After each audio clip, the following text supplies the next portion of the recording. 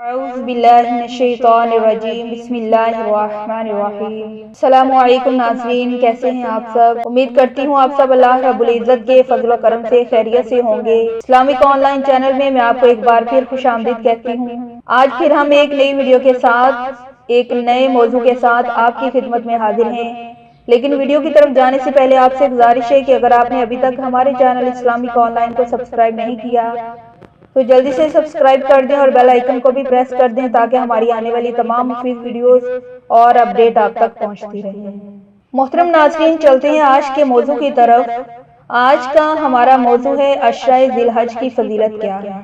اللہ تبارک و تعالیٰ قرآن پاک میں ارشاد فرماتا ہے والفجر ولیال عشر، اس صبح کی قسم اور 10 راتوں کی قسم۔ مفسرین فرماتے ہیں فجر صبح کا نام ہے، یعنی مشرق کی جانب سے سورج کی روشنی کے ظاہر ہونے کا پہلا وقت، اور ایک مطلب یہ ہے کہ تاریکی کے ختم ہونے کے ساتھ صبح کا نکلنا۔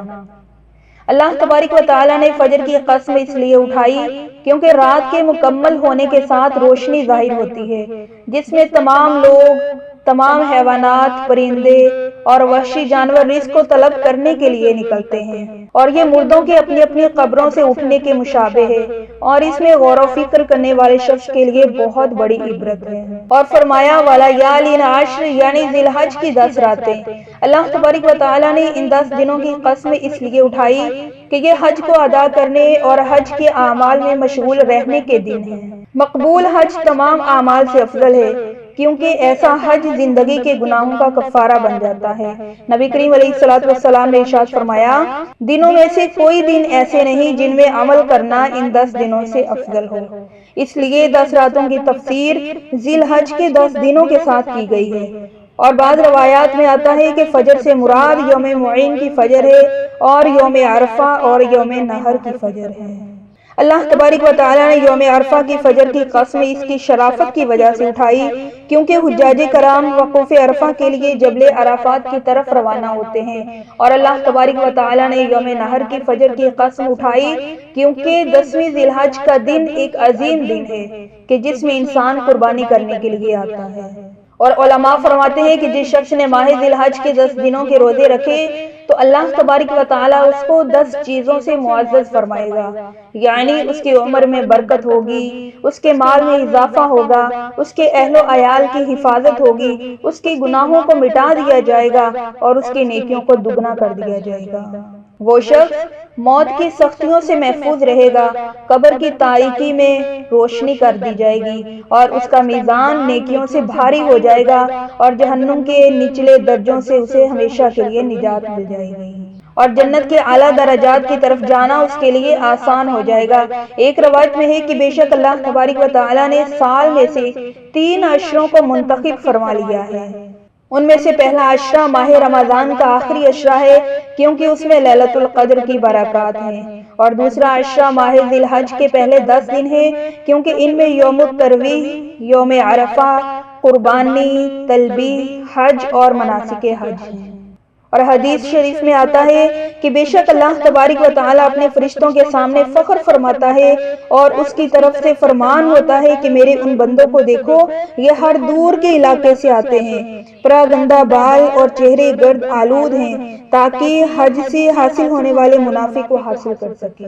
اے میرے فرشتوں، تم گواہ ہو جاؤ، پس تحقیق میں نے ان سب کی بخشش فرما دی ہے۔ اور محترم ناظرین، تیسرا عشرہ محرم الحرام کے 10 دن ہیں کیونکہ ان میں یوم عاشوراء کی برکات ہیں۔ فقہائے کرام نے فرمایا اگر کوئی شخص قسم اٹھائے کہ مجھ پر اللہ تبارک و تعالیٰ کے لیے اس سال میں ماہ رمضان کے بعد افضل ترین دنوں کے روزے ہیں تو ایسے شخص پر ماہ ذی الحج کے پہلے 10 دنوں کے روزے واجب ہوں گے، اسی لیے کہ پورے سال میں سے افضل ترین یہی 10 دن ہیں۔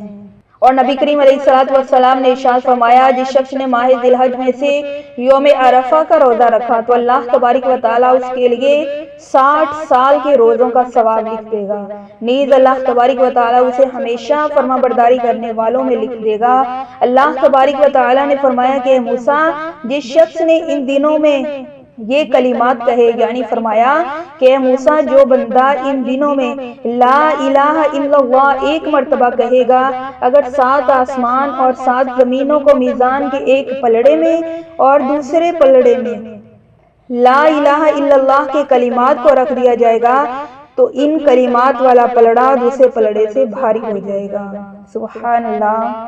تو اللہ تبارک و تعالی ہمیں عشرہ ذی الحج کی قدر کرنے اور اس میں زیادہ سے زیادہ عبادات کرنے کی توفیق عطا فرمائے۔